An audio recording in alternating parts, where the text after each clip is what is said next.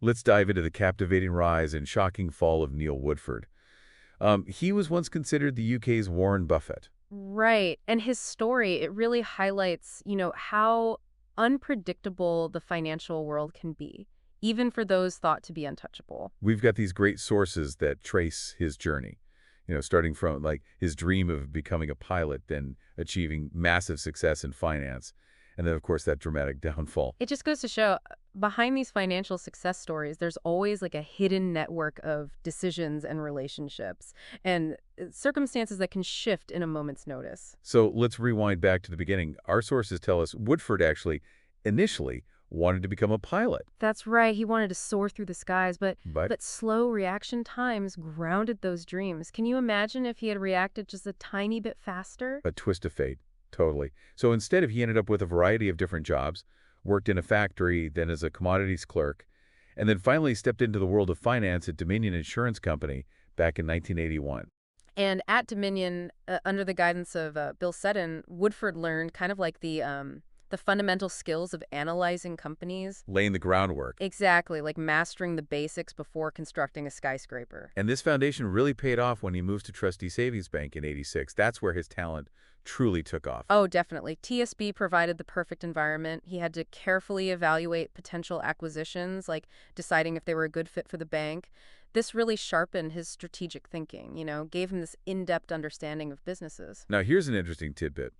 TSB had this thing against smoking. I guess you could call it a policy. They even had something called the ashtray test during interviews. Ah, yes. They would subtly ask the candidates if they needed an ashtray, just as a way to figure out their smoking habits. It was kind of a quirky way to see if they aligned with TSB's commitment to a smoke-free environment. And Woodford, being, well, a polite guy, declined the ashtray. Little did they know they were hiring a future investor in the tobacco industry. The irony, right? It's funny how these little things, can reveal a lot about a person, and I think this just highlights Woodford's ability to adapt, which definitely helped him in his career. His success at TSB caught the eye of Perpetual, a fund management company outside the craziness of London. A real turning point. Definitely. Perpetual had this unique, almost anti-establishment culture. It was founded by Martin Arbeve, a pretty flamboyant racehorse owner who believed in giving fund managers space away from the city's distractions. A sanctuary for thinking. Exactly. And within this kind of safe haven, Woodford excelled.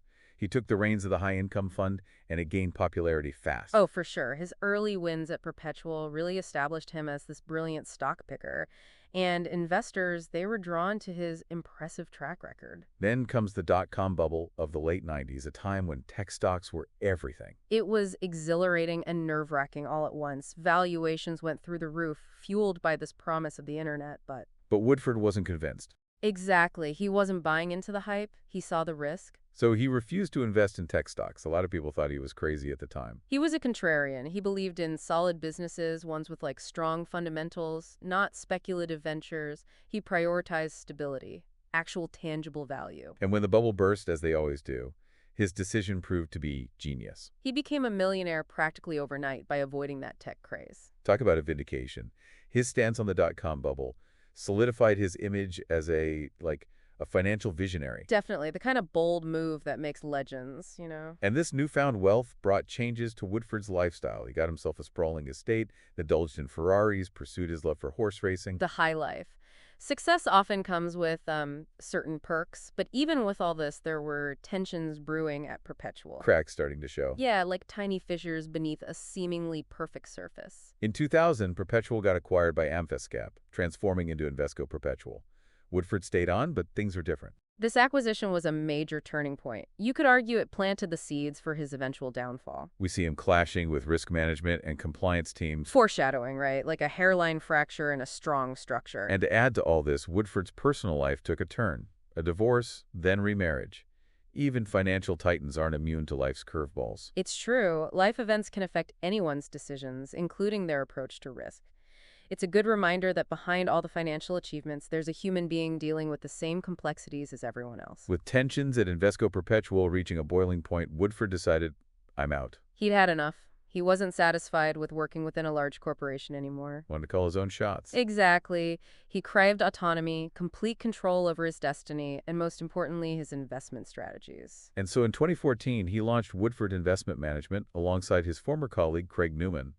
Their first fund, Equity Income, raised a staggering £1.6 billion in just 3 weeks. Unbelievable. That launch just showed how much faith investors had in him. He was a star, and they were ready to follow him anywhere. And a big chunk of this success was thanks to Hargreaves Lansdown, the UK's biggest investment platform. They were his biggest cheerleaders. They really pushed his funds, which of course earned them hefty fees.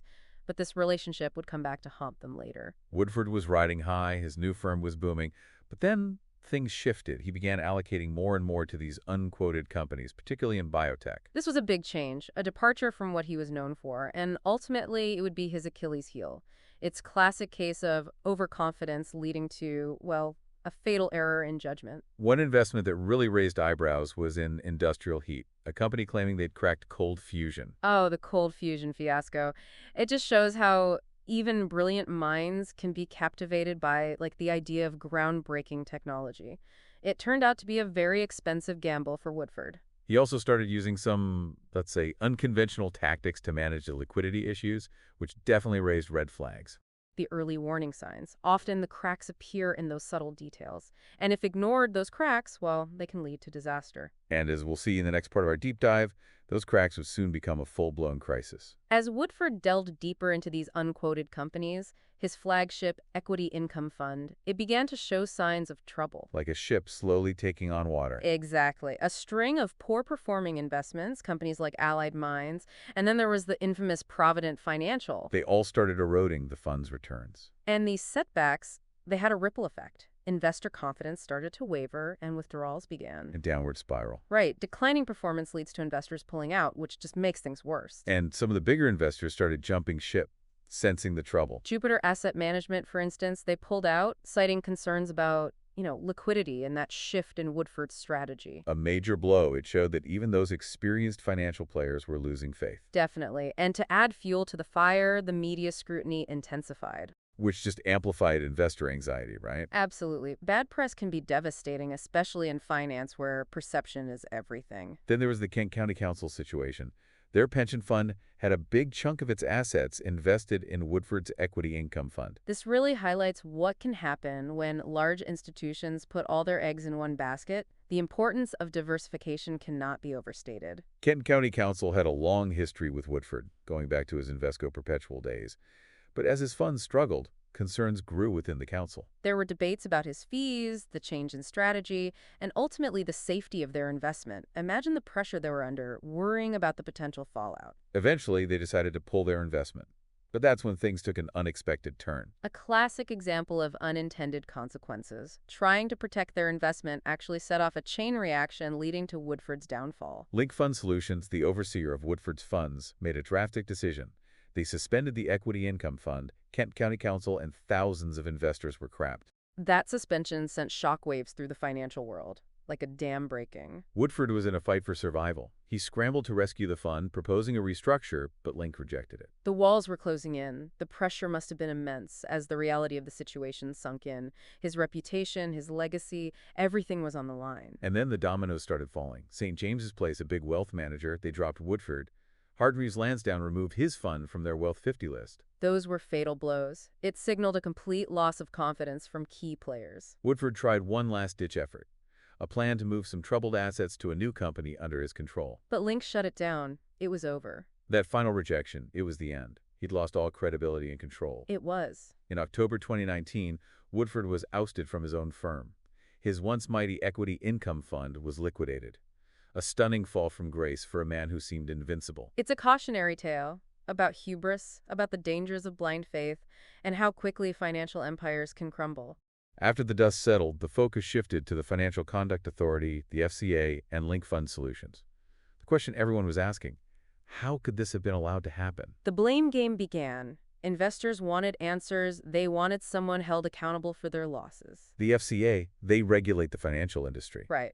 They faced intense criticism for not spotting the warning signs sooner. It raised serious questions about the effectiveness of regulation. Were they just not paying attention, or were there systemic issues that allowed this to happen? And Link, who were supposed to protect investor interests, they were accused of mishandling the fund's wind-down, potentially making the losses even worse. It's a complex situation. This whole episode shows how intricate the financial world is, that delicate balance between risk and reward.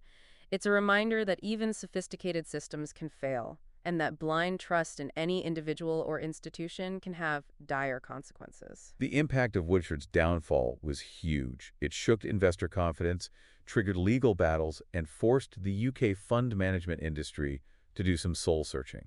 It's a story with lessons for everyone, from individual investors to the giants of the industry. It underscores the importance of doing your homework, spreading your risk, and maintaining a healthy level of skepticism when navigating the often turbulent waters of finance. So what does all this mean for you, the listener? What can we learn from this cautionary tale? It really highlights the fact that the financial landscape, it can change dramatically, and even those we perceive as invincible, well, they can falter. It's a stark reminder of the importance of making informed decisions and, truly understanding the complexities of investing. No doubt. And as we've kind of dissected Woodford's downfall and those systemic factors that played a role, there's another aspect we need to consider. The human cost. Exactly. Countless individuals, many who entrusted their life savings to Woodford, they were left dealing with the financial and emotional consequences. It's a tough pill to swallow. Imagine that feeling of betrayal, the anxiety, the uncertainty, watching your hard-earned money disappear. We've heard from people like Mike Cox, a retiree who invested his savings in Woodford's fund only to see it vanish. And for many, it wasn't just about the money, it was about the loss of trust in a system they thought would protect them. Absolutely. It shook people's faith in the UK's entire fund management industry. It raised these fundamental questions about, the role of regulators, the responsibilities of advisors, and those potential conflicts of interest that can arise when profit takes precedence over investor protection. As investors are still dealing with the aftermath, legal battles are raging on. They're seeking accountability and compensation for their losses. Right. Firms like Harkis Parker, they're leading these class action lawsuits against Link Fund Solutions, claiming mismanagement and negligence in how they handled the wind down. And these lawsuits could take years to resolve, adding even more uncertainty and frustration for those seeking justice. The outcome could have a huge impact on the industry, maybe even reshape regulations, and lead to stricter scrutiny of fund management practices. So what are the big takeaways here? What can we, as listeners, learn from this cautionary tale to protect our own financial well-being? Well, first and foremost, it highlights the importance of thorough due diligence. Don't just blindly follow big names or popular platforms. Do your research, understand the risks involved, and think about diversifying your investments across different asset classes to kind of cushion potential losses. Don't put all your eggs in one basket. Exactly. Another key takeaway is to be cautious of these so-called star fund managers. Remember, past performance, it doesn't guarantee future results. Look beyond the hype. Scrutinize their investment strategy, look at the fund's track record, and really assess their approach to risk management. Asking those tough questions and not getting swayed by marketing tactics or promises of sky-high returns. Exactly. And lastly, remember that you have a voice. If you have concerns about your investments, don't hesitate to bring them up with your financial advisor or even the relevant regulatory authorities. Speak up, stay informed, and be proactive. Right. The Woodford saga, while a tale of failure, it also serves as a powerful reminder that we, as investors, have a responsibility to protect ourselves and make sure history doesn't repeat itself. Absolutely. So, to wrap things up, let's distill everything we've learned from Neil Woodford's rise and fall into 10 actionable takeaways for our listeners. Okay, here are 10 things to keep in mind. 1. Conduct thorough due diligence. Don't just rely on big names or popular platforms. Research thoroughly and understand the risks involved. 2. Diversify your investments. Spread your investments across different asset classes to reduce potential losses. 3. Be wary of star fund managers. Remember, past performance isn't a guarantee of certain success. 4. Scrutinize investment strategies. Understand the fund's approach and the manager's philosophy on risk. 5. Question everything. Don't be swayed by marketing hype or promises of unrealistic returns. 6. Stay informed and engaged. Keep up with market trends and what's happening in the financial industry. 7. Don't be afraid to ask questions. If you have concerns, voice them to your financial advisor or regulatory bodies. 8. Advocate for your financial interest. Take an active role in managing your investments. 9. Learn from past mistakes. The Woodford saga is a prime example of why investor vigilance is so important. And remember the human impact. Financial decisions have real-world consequences for individuals and families. On that note, we'll leave you with a final thought. Has the investment industry truly learned from the Woodford debacle? Or are we bound to see similar situations unfold? The answer lies in our collective vigilance and a commitment to holding both ourselves and the industry accountable for responsible investing. Thanks for joining us on this deep dive.